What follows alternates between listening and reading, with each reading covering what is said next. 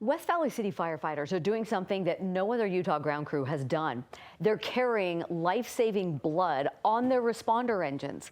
News specialist Brittany Tate visited Fire Station 74, where paramedics demonstrated how providing blood to patients early after injury more than doubles their chance for survival. When patients are in here, an ambulance headed to the hospital, every second counts. And now chances of survival are greater with the help of the West Valley City Fire Department as they introduce the first pre-hospital whole blood program to launch in the state of Utah.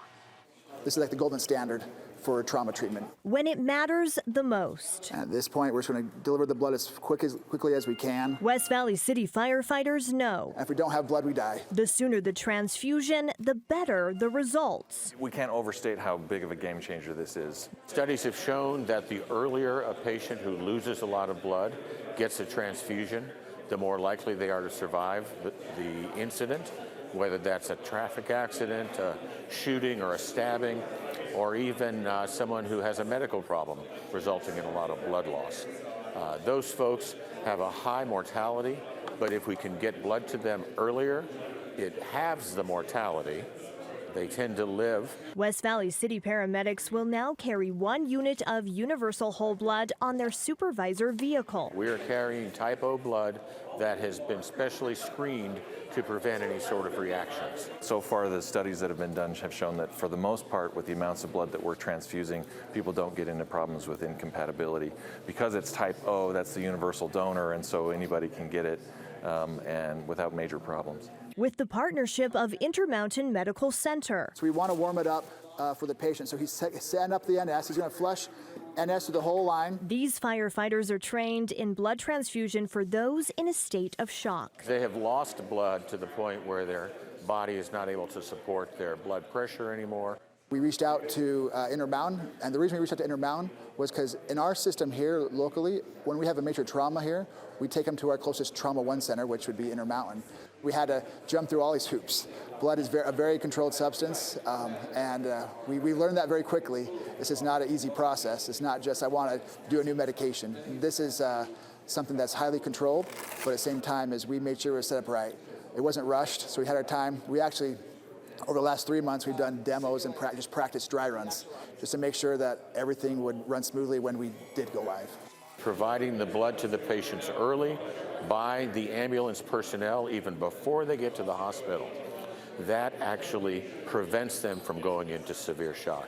Based on military models and military experience, we've learned that providing blood to patients very, very early after their injury more than doubles their chance of survival. West Valley follows other trailblazing cities like San Antonio, Denver, and Pittsburgh, where whole blood programs started. One of my mentors in my career is Dr. Don Jenkins in San Antonio. He, along with the regional trauma group down there in San Antonio, has been very pioneering in this very similar kind of program where the blood is kept with the battalion chief and then rendezvous with the crews. Houston has a big program. Denver has a pre-hospital blood product program.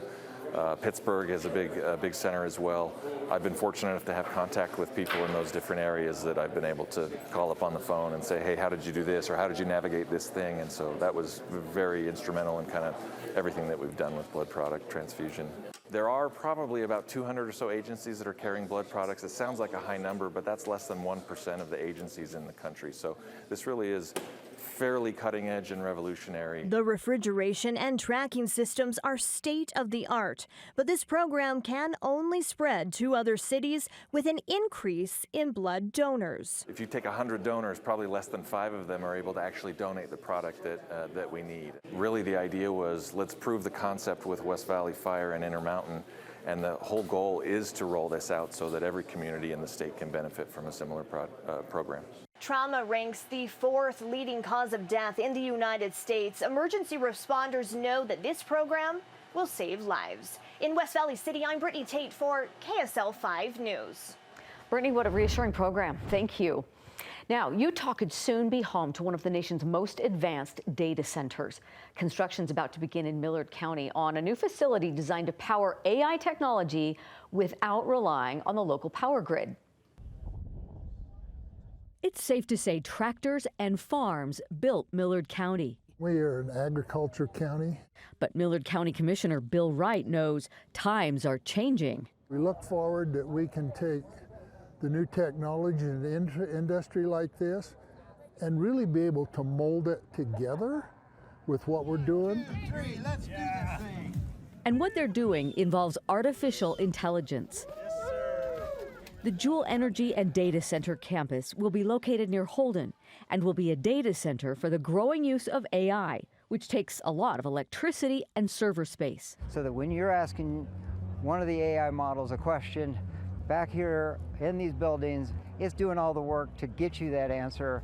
Company managers say what makes this center unique and a possible model for future data centers is it doesn't rely on the local power grid.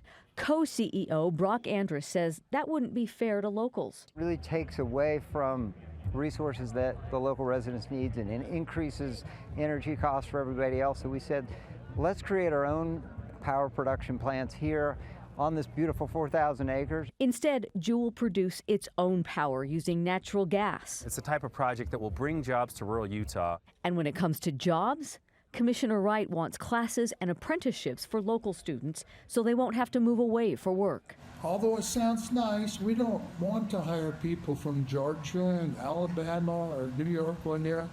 We want to prepare our students here. It's different from livestock or crops, but in a way, it's a new kind of harvest where Millard County is planting seeds for the future. I know this, that everybody else in this state is jealous of us. Now, from those technological seeds to actual seeds, the Salt Lake City Downtown Farmers Market has begun, and every Saturday it will happen from now until April 18th.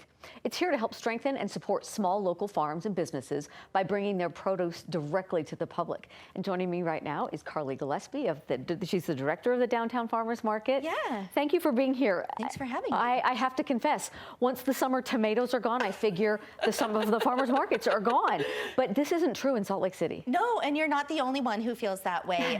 So for the past 12 years, we've sort of been building up our farmers market, and we actually have produce all season long. So all 5 months we'll have everything from winter squash, onions, potatoes, root vegetables, some of those storage vegetables. Fresh greens love the cold weather, so they're even tastier during the winter. Our apple vendor, Pine Farms, will have apples all the way through April due to cold storage. So we're really excited to get people out there tasting local produce grown by local farmers and supporting those local families as well. See, it's just great to hear that it's so vibrant. You're not talking just a couple of vendors. No. You've got a whole crowd of consistent vendors. Yeah, so we'll probably have about 75 vendors this Saturday, and that number will vary. We'll have everything from the produce I was talking about, locally produced meat, arts and crafts. I think the great thing about the Downtown Farmers Market and our winter market is that everything is made, raised, or grown within 250 miles of the farmers market. So all Utah growers, all Utah producers, and your money stays in Utah.